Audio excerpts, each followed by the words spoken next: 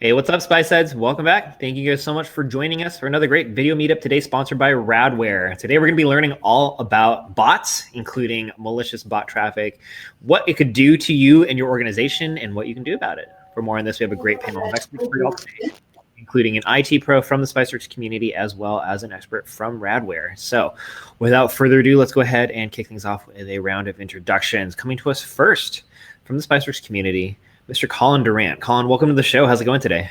Yeah, great. Thanks. Thank you. All right. Colin, can you tell us a little bit about yourself and what you do?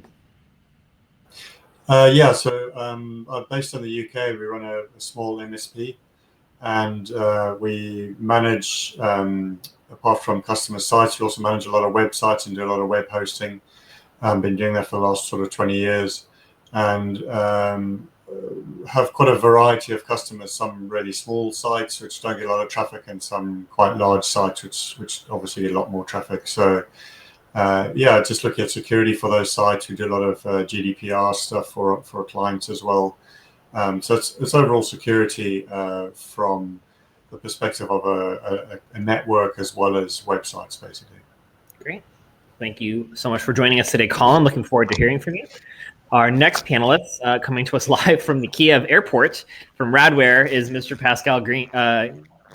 Pascal, thanks for joining us today. Do you mind telling us a little bit about yourself? No worries. My name is Pascal Genens. I'm the security evangelist for Radware, exceptionally broadcasting from the Kiev airport. Yeah, it's not my common place of work, but so I'm the security evangelist for Radware. Radware is a security provider in both products and services for DDoS, web application firewall. We also have bot management, which will be the topic for today, and cloud workload protection. All right, very cool. Well, thanks for joining us. Before we begin, a couple of things that I did want to touch on. Just as a reminder, if you have questions for our panel, make sure to get those questions into our Q&A widget below. We'll be taking your questions later on in the show. Also, make sure to check out, got a lot of great resources in that resource list from Radware. So I think a lot of that should be helpful and supplemental to our discussion today. And if you guys would like to pop open chat, make sure to say hi. See a lot of our favorite folks like Edit, Commandlet, Cinnamon and Spice, welcome. Thanks for joining us today. Just if you do participate in chat, to make sure that you're following our community guidelines and everyone's having a positive and professional experience today. So without further ado, let's go ahead and get started into it. Pascal, would like to have you kind of start off today introducing kind of an overview of bot traffic in general. I think a lot of us have some sense of what it means to have bots, but I think it has to do with botnets, DDoS, that sorts of like. Can you help us and just kind of further define what it is that we mean by bot traffic that we're going to be talking today? Yeah, sure thing. So most people, when you talk about botnets, people are immediately thinking about the Mirai attacks that happened in 2016, which affected OVH and Krebs, and also the Dyn attacks. So this is, of course, it's a botnet consisting of multiple IoT devices, thousands or hundreds of thousands of IoT devices, who are controlled by a general leader, which is called the command and control server, and who gets orchestrated into sending large amounts of traffic and lots of attacks towards a single victim.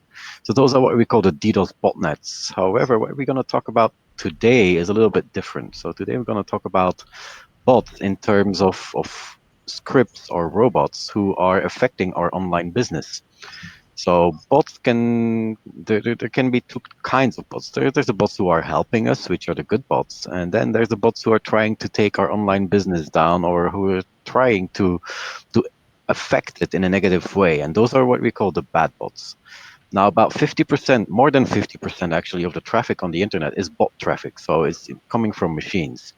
Now, when you get bot traffic, the thing about a bot manager is that you want to make the difference between what is a good bot and a bad bot. And that's how you make your website efficient. So a good bot would be, for example, a Google indexer.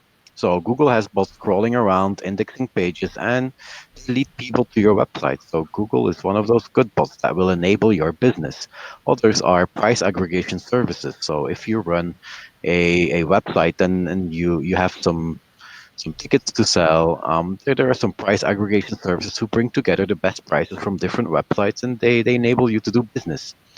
Now, there's also the bad bots, and bad bots might be, for example, competitors who are trying to take a leverage on your pricing. So you might have a bot coming in and scraping all the information of all your products with all the prices, and then just knocking off 10% of the price and republishing on their website the same product but 10% less.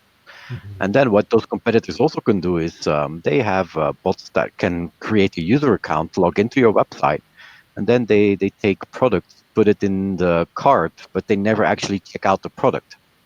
So if you can imagine, you have thousands of those bots coming at that website, all checking out products. So when a legitimate user wants to buy a product, it's out of stock. So what you do as a legitimate customer, well, you're gonna search the same product in another website. So you're basically losing business, and people who are attacking you can attract business to their website.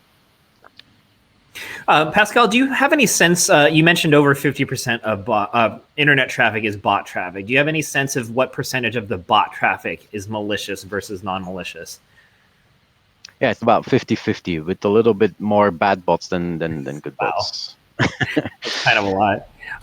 Okay. Now, go ahead. Just maybe one more remark for people out there. When you're attacked by a DDoS botnet, it's obvious because your website is knocked offline. So you know immediately that something is going wrong and that you're a target. However, if you're getting attacked by bots, so they are scraping information from your website, they are taking stuff from the products, putting it in a basket, that's not always immediately obvious. For some customers, it might even look like their online business is thriving. Suddenly, I have 1,000 new customers in one day, and they're all looking at my products. Wow, we are doing great. Well, actually, it's a botnet attacking you. So most of the time, people aren't even aware how much bots are affecting their business online. Colin, let's go to you next. Can you talk to us a little about the types of customers that you work with and what you feel like your biggest concerns regard to some of this malicious bot traffic that Pascal was mentioning? Yeah, I definitely think there's a lack of awareness for bot traffic and the impact of it as well. So we manage, like I said, quite a few small sites and some big sites. Most of them are WordPress based just because WordPress is kind of the most popular platform these days. Not to say that WordPress is any more of a target. But yeah, we've got like one website, for example, which has got about 428,000 attacks so far. I think that's in about maybe a year or so, a little bit less. So that's getting a huge amount of attack traffic. It kind of spikes every few days. So in fact, yesterday it spiked to 6,000 in one day. So that seems to what it does. And then we've got some bigger sites where they sort of have a show once a year. So it's really important that website's up. They were attacked a few months ago. It wasn't too close to the show, luckily, but it did go down, and it was a sort of a DNS attack, which we managed to mitigate. But that is a big impact. You know, if you've got a show, the show doesn't move, especially if the website goes down. So it's really important that the website's up because you've got people, you know, booking on. You've got people buying space at the show. You know, there's a lot of activity, and the website's really critical for the show itself. And then yeah, just other sites. We've had a shopping site in the past, which again went down. That was a DNS attack as well, denial of service, and yeah, and sort of a lot of other sites which are small and don't have a lot of traffic, but they do have a lot of bot traffic. Mm-hmm. Pascal, can you talk to us about, you know, it sounds like Colin's customers, you know, not enormous, like Fortune 500, you know, top customers. Some of the use cases you're mentioning for malicious bot traffic could make, I could see obviously a lot of sense if you're, you know, in Amazon or a Target or something like a big retailer. But for the smaller customers, what are their biggest risks? Are bot attackers really kind of going after this for financial reasons, or is it more just to kind of make a muck about things and to just cause some damage and to have fun with it? Well, when we talk about malicious bots, it's typically for profit. Mm-hmm. If you think about DDoS attacks might be hacktivists, might be trolls. Well, trolls are not really going to pay for a DDoS attack, but they can still create an army of IoT devices who are easy to gather and perform attacks and devastating attacks. But in terms of bots, yeah, even the smallest online business, and even if you would suspect that you are not a target, you still have resources that people can use. Just to illustrate, let's take an example. The example comes from carding, and if you want to have more details about the threats that we're talking about, most people will be aware of the OWASP. So you have the OWASP top 10 attacks, which are for web application firewalling, which typically talk about application vulnerability, SQL injection, cross-site scripting. So that's the traditional OWASP top 10. What we're talking about right now is the OWASP automated threats. So OWASP has a second top list, which is a top 21, and that's top 21 of automated threats. So this is fairly recent. So, and there you can find all the different threats like scalping and carding. And I want to illustrate a simple fact with carding, for example. So when hackers hack into a website and they're able to steal credit card information, for example, they want to trade that on the dark web. So there's a malicious actor who's buying a list of 100,000 credit card numbers on the dark web. Of course, he knows that only maybe 20% or 30% of them are still valid because the other ones, they have already been flagged for fraud and they've already been deactivated. So now that malicious actor needs to scrub that list of 100,000 and find out which ones are good, which ones are bad. So how are we going to go about and do that? Well, what we need is an online space, just an online web shop that trades in credit cards, so not trading, but that allows payments with credit cards. And what we're going to do with the bot is we're going to create a user, and that user will go to the shop. We'll take the smallest or the cheapest available product. We'll put that in a card. We'll check it out, and then we'll do the payment processing with the Visa card. And if it's refused, okay, we can cut it out of the list because it's a bad card. If it's accepted, well, we just wait for half a day and then we cancel the order so that we don't get billed for it. Or we just leave it there and we just check it out. But if they cancel the order, then you have an impact. So the owner of the website, one, has lots of traffic, so has much more resources that they're using on their website than usual. And secondly, you have lots of transactions towards your credit provider. So especially when those get canceled, I'm not sure that the credit provider will pay you back for canceled transactions. So these API calls are there anyway. So that has an impact on the functioning and on the resources of your website. And it doesn't really matter if you're big or small. Anybody who does credit card processing is a target.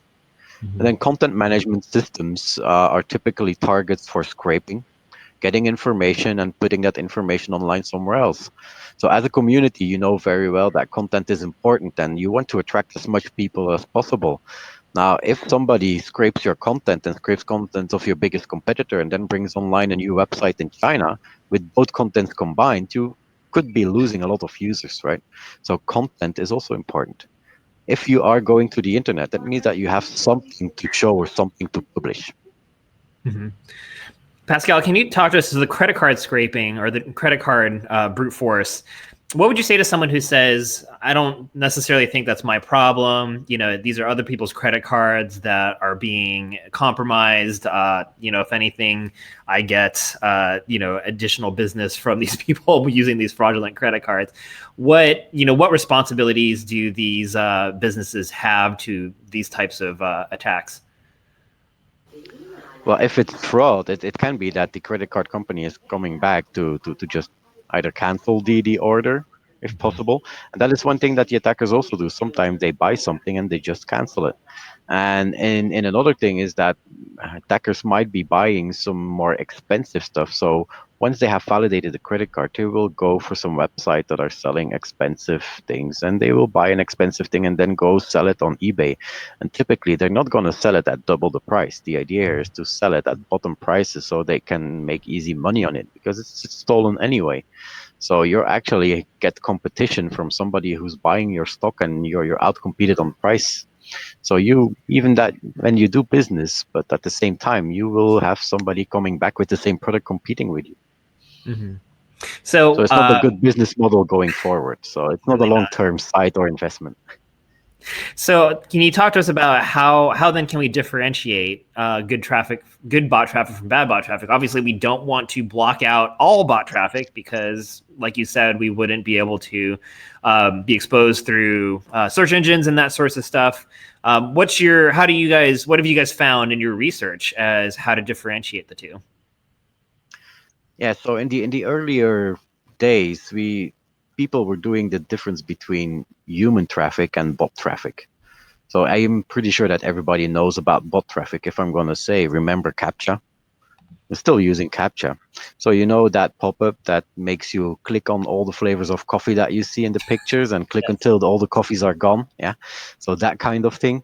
So this is actually to make the difference between a bot and a human. So these are things that are still being used. So if you have a website and you want to mainly attract humans and you want to make sure that all bots stay out, that's a possible solution.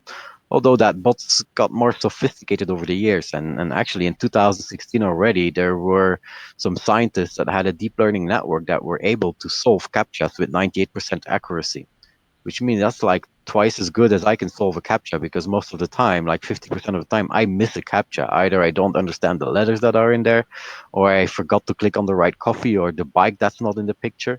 So it's pretty hard for a human to get through CAPTCHA, while machines can solve it with very good accuracy and in a couple of milliseconds. So instead of keeping the humans out, instead of letting the humans in, we're keeping humans out and letting bots in.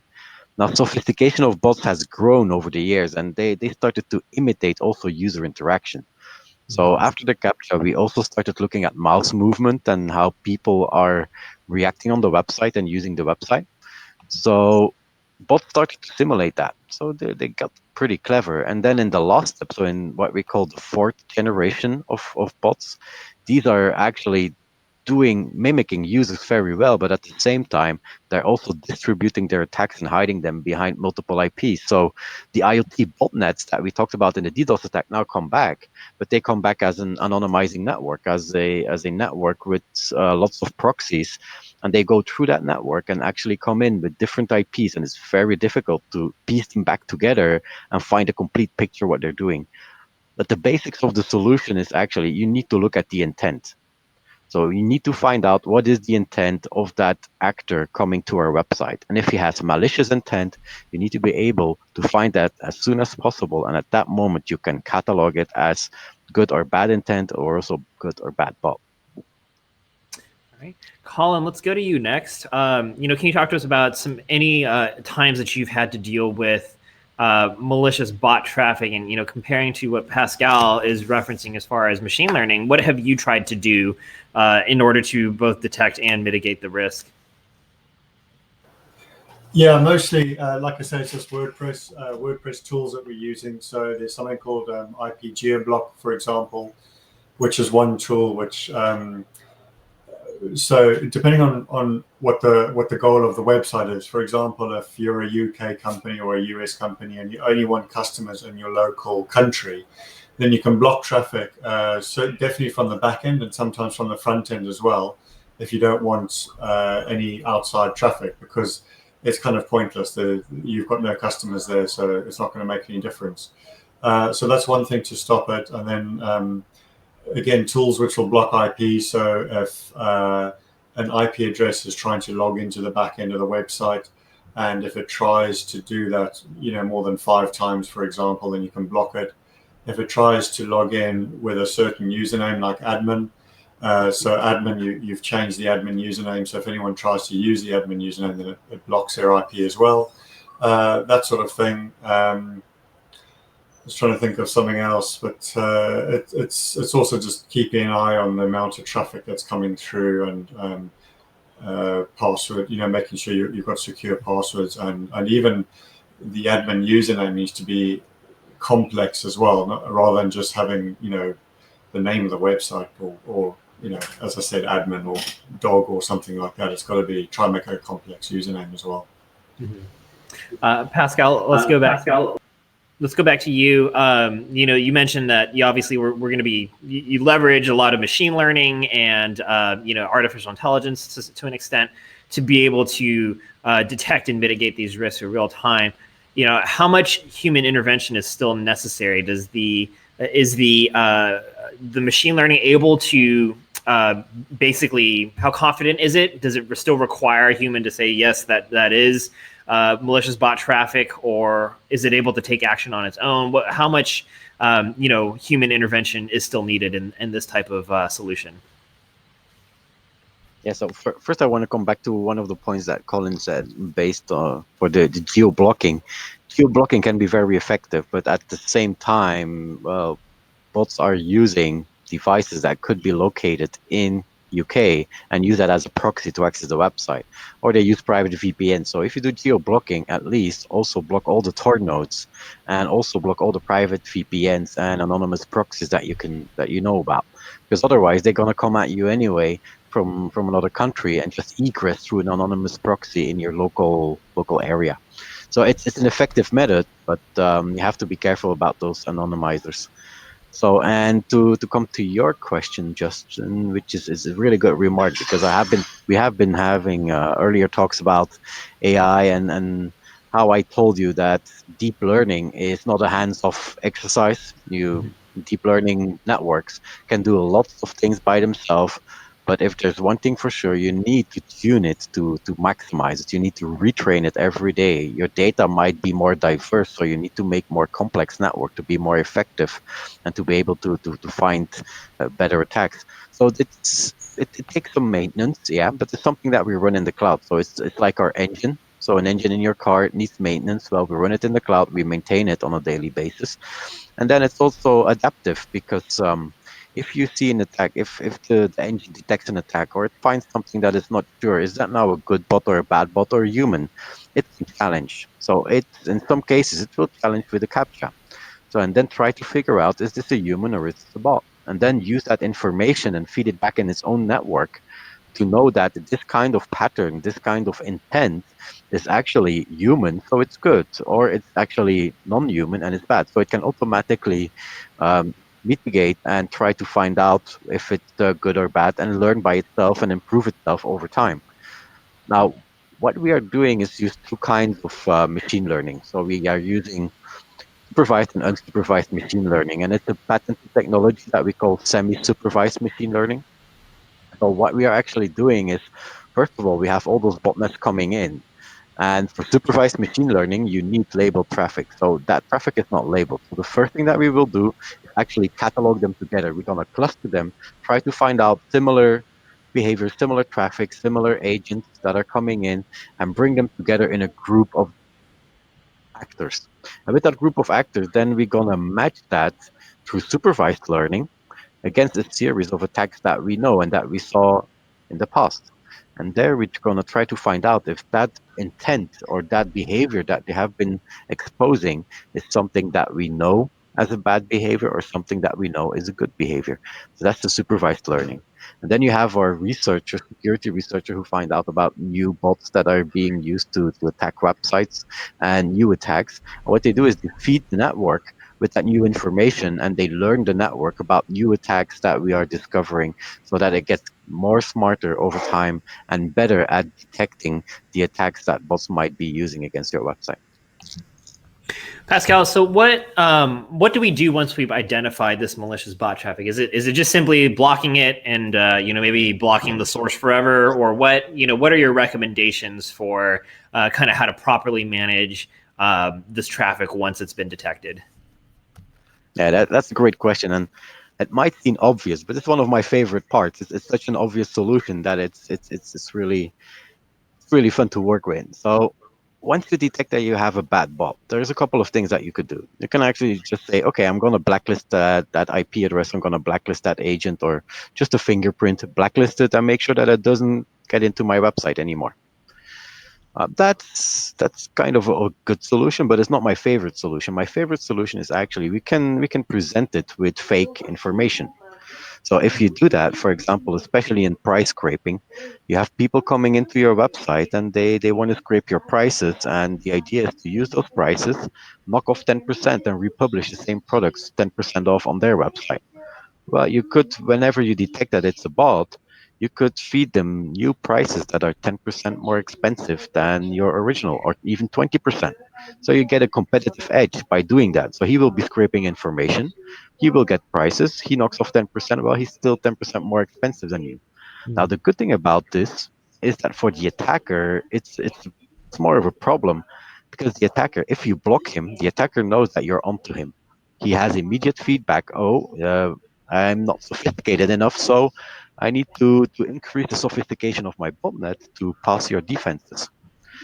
So if you give that immediate feedback of blocking him, he knows, okay, I'm gonna make it more sophisticated. And if I get through, oh, that's good, I got through, and now I'm there. So I broke your defenses. However, if you give him fake information, it's gonna take him a couple of weeks, even months, to figure out that something is wrong. He will find out suddenly, oh, my prices are consistently 10% higher than the competitor that I'm actually scraping. So I'm paying for the scraping, and at the same time, I get worse prices. So that's double loss for me. So what he's gonna do is, okay, I'm not gonna bother anymore with that guy because he's too clever. So I'm gonna move on to the next competitor and maybe try to attack that guy. Okay. So let's talk next, Pascal, about what as far as these types of deep learning solutions and monitoring solutions.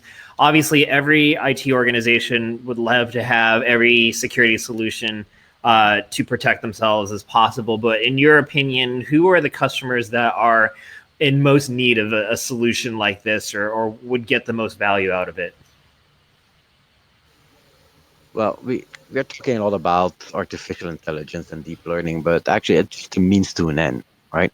So and when we are bringing a solution to market, we are bringing it as a service. So if you look at bot management, for example, it's a service. So we are running that service in the cloud. So whether it's a big or a small company, as long as they are attacked by bots, as long as they are suffering from bots taking restricting them to grow their business, they will find a good solution in machine learning. But they should not even care that there's machine learning that sits behind there. Of course, we are happy to say that it's machine learning and explain why we need the machine learning, because attacks are getting more sophisticated. So going forward, there's nothing out there that can detect such sophisticated attacks without actually reaching out to some new technology and some new innovation. So hackers getting automated, we need to get more automated, but it's convenient service from the cloud. And the same goes for others, like if you have web application firewall, okay, you have some real-time machine learning engines that are running inside the product, but the customer does not get exposed to that. There are some big customers looking themselves and running machine learning for their own anomaly detection. Of course, you can do that, but if you don't have PhDs running around and you don't have a second data center to store multiple thousands or maybe zillions of terabytes or even petabytes, I wouldn't bother start doing it because you need to cover lots of data, lots of compute to run your own machine learning and do it. Those services are now more and more offered by companies online, and you can just consume them as a service or as a threat intelligence feed. So in some cases, people will use those technologies to find out malicious attackers and create an IP blacklist. Or some of them use DNS and look at the DNS, and then if it sees malicious activity on a DNS, they will use DNS blacklists. So you can consume this as threat intelligence feeds as well. Okay. Colin, let's go to you next. What is your opinion? Who do you feel like are the types of customers that really should be looking into a solution like what Pascal is describing? I think it's kind of most people who rely on their website. So obviously shopping is going to be the key one, but there's a lot of people like a website for a shop, for example, which a retail shop might be a small retail shop, so there's no online shopping, but they heavily rely on people finding them and then visiting their shop itself or contacting them through the website. So if their website's really slow because they're getting a lot of bot traffic or it's unavailable, that's going to have a big impact on the business itself. And probably more so if it's a smaller business because they probably rely on it more than they would a bigger business. So it's anyone like that. It's any running any services on a website. Speed is a big issue anyway. Kind of going back to the retail shop. So if your website's running slow, then you're going to lose customers. so it's that sort of thing that people are looking for. Okay. And then Pascal, can you lastly talk about where Radware stands in kind of the landscape of these type of solutions? Are you guys kind of the main big dog, or kind of what sets you guys apart from maybe some of the competitors? What do you expect me to answer that? We're the worst of the bunch, right? No, so Radware acquired fairly recently, so earlier this year, so beginning of the year, we acquired Shield Square, who's in the leader quadrant for bot management. So we're up there with the best of the best. What makes our solution unique is first of all the machine learning, and also the coverage across multiple devices. So when you talk about bot management, bots are not limiting themselves to your website. They're also attacking your APIs. So APIs, typically, it doesn't make sense to do CAPTCHA on APIs because you're expecting machine traffic. And as we're moving forward, more and more of customers we see using APIs. So those APIs might be for IoT devices or connected devices that are connecting to the cloud and using those services. But it's also websites and mobile devices. So mobile device is just an application, it's the front end, and that front end talks to back end in the cloud, and that back end is exposed through an API. So API, even more than a website, is very convenient for bots to attack because if they get the information out, they get it in a structured format that they can read, that they can process. If you need to scrape data from a website and you have an HTML table and you need to scrape that table visually and then reconstruct the Excel or the CSV from that table, it takes you much more effort than you would connect to an API and say, okay, I want a JSON representation of that table. It's very easy. So APIs need to be protected even more than websites against malicious bots trying to take advantage of that, especially when you store private information. So talking about who needs that, well, even smaller websites, if you have even a few customers, well, those few customers, you register them in a database, you keep their username and password. You have to make sure that you secure that. If somebody is able to attack your website and breach the website or use an API call to extract the user IDs and usernames and encrypted passwords, you're in a bad place. Your reputation will be harmed.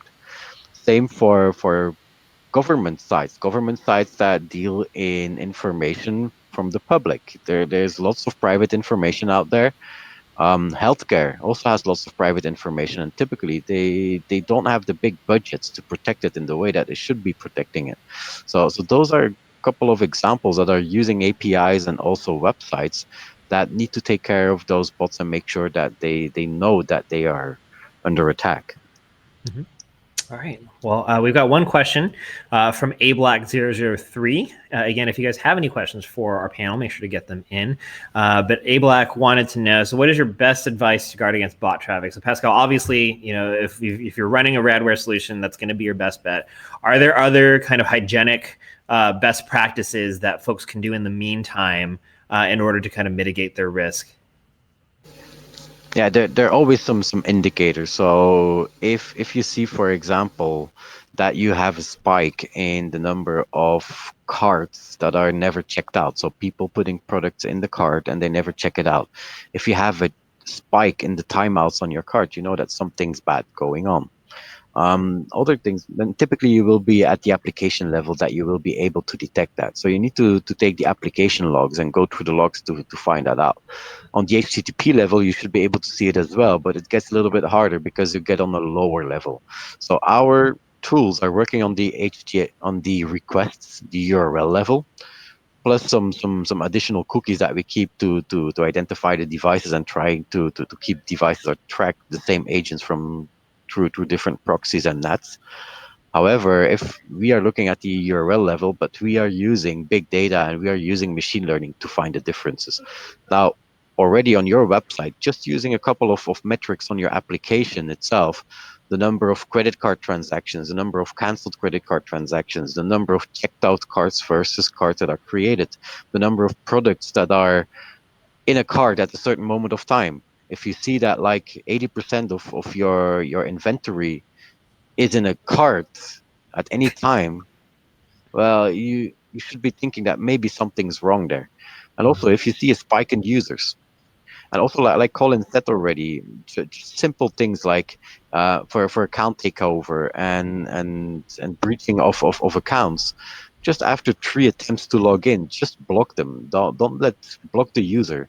Now, at the same time, blocking the user is not always a good idea because it's easy to DDoS. So they just enumerate users and they will block out all the users of your system. So users have to re-request a new password again.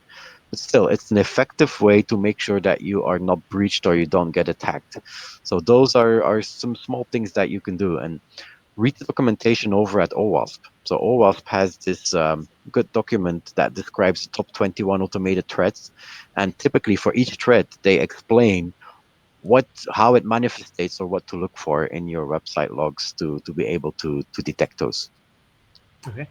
Colin, is there anything that you would add to that? What sorts of advice do you feel like folks should be following in regards to mitigating their bot traffic risks?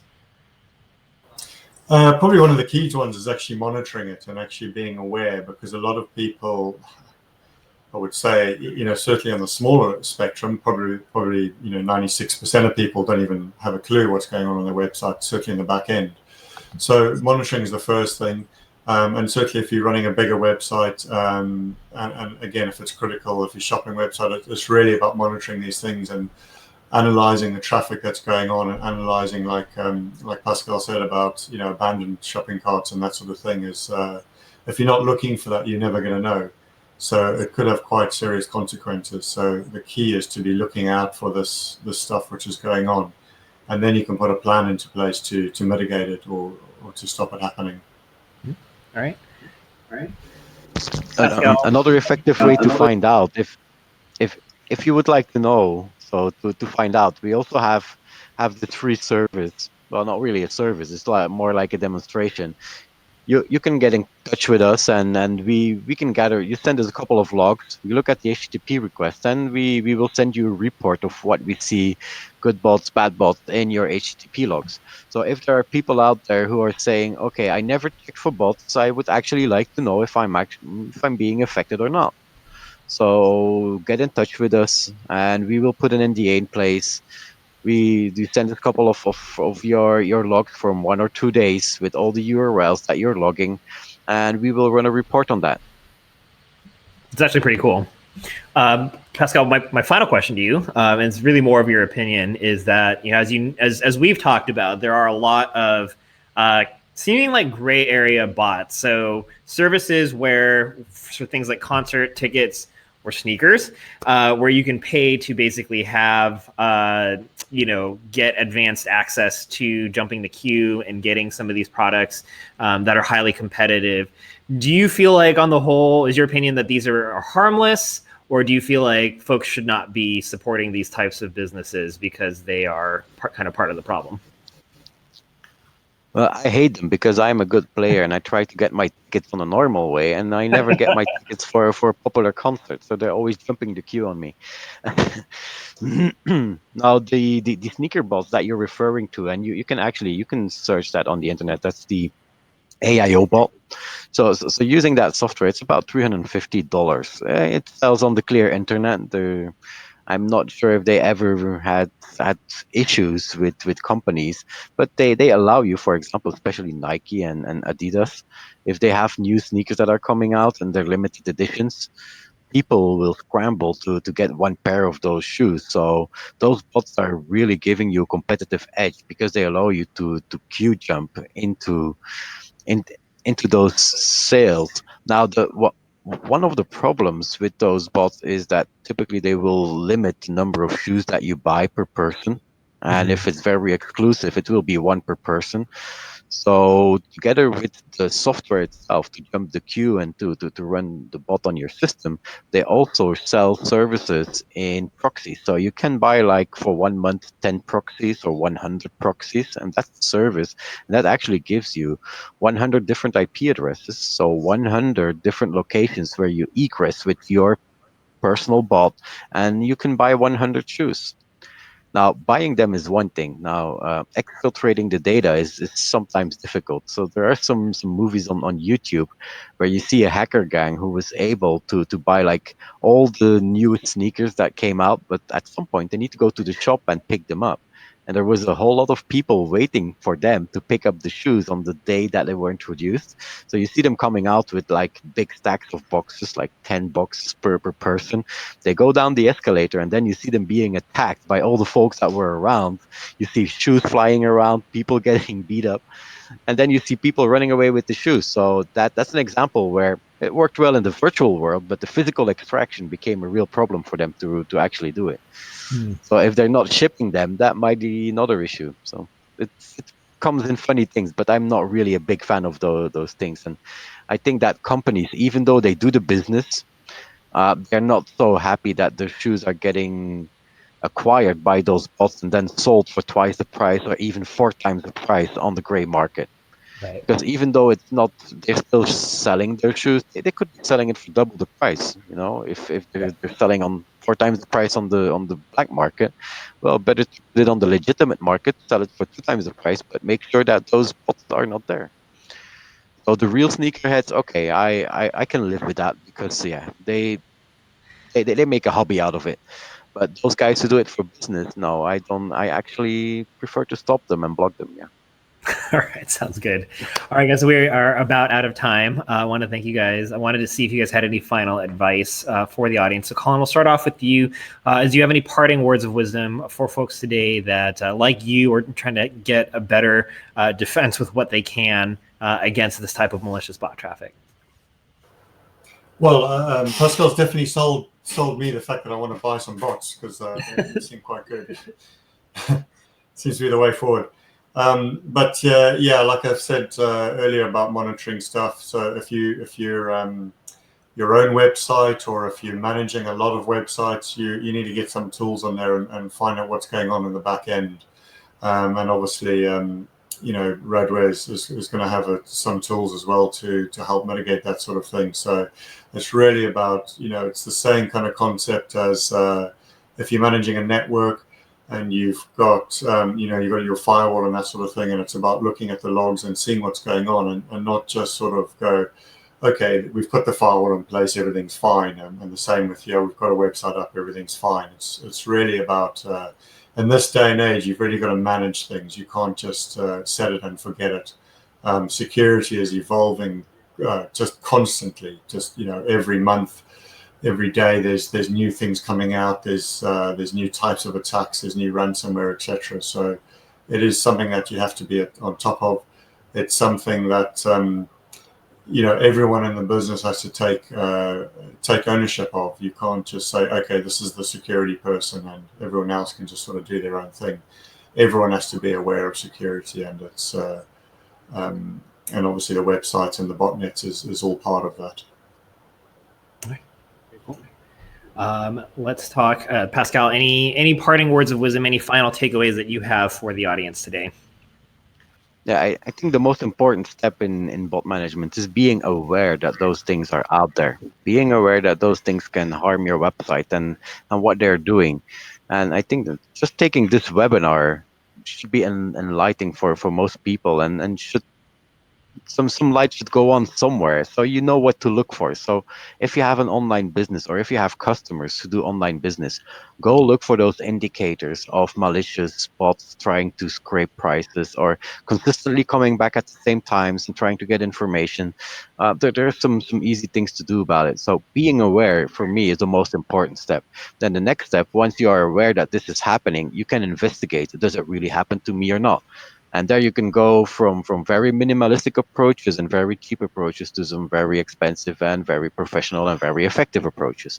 So that's then a decision that you take depending on how much harm your business is getting and also how much your business is worth, because it depends really on how much business you're doing. But for some really large businesses, typically the use case for the price for bot management is very easy to do. Thinking about click fraud, which is another one. So we didn't talk about that, but sometimes bots come in. I already said they create new users. So you're thinking, oh, I have 1,000 new users today. So that's a great metric. Well, yeah, actually it's 1,000 bots. Or you say, oh, I had a lot of passage now on this particular product. Well, that might be a competitor that is going at certain products to mislead you and make you think you need to buy more stock of this product. But actually, It's just a guy who produces the product, who hired somebody who has a bot who clicks on that link so that you would think that this is a more popular product. So those are all like schemes that might happen. So always ask yourself the question, if you see something out of the ordinary, is it good or is it bad? And is it something that could be created by a bot, or is it something that's created by legitimate users? The best way is, of course, having that bot management figure it out for you and telling you what the real fact is, what are the real clicks, what is the real information. So we filter out all the noise and we make sure that you have the right statistics. But being aware for me is the number one. And joining us here, thank you very much for joining us. But I hope that it was useful for that. And I think for me, you made the first really big step here.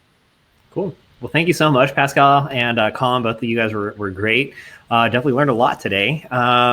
Also, big thank you to Radware today for sponsoring today's event. If you guys would like to see more shows just like what you saw today, of course, make sure to click on the orange button on your console. It says click here for upcoming shows, or just stick around until the end of the show and the presentation, and you'll be routed to see all the other stuff that we've got coming up. We hope to see you guys around, including Pascal and Colin.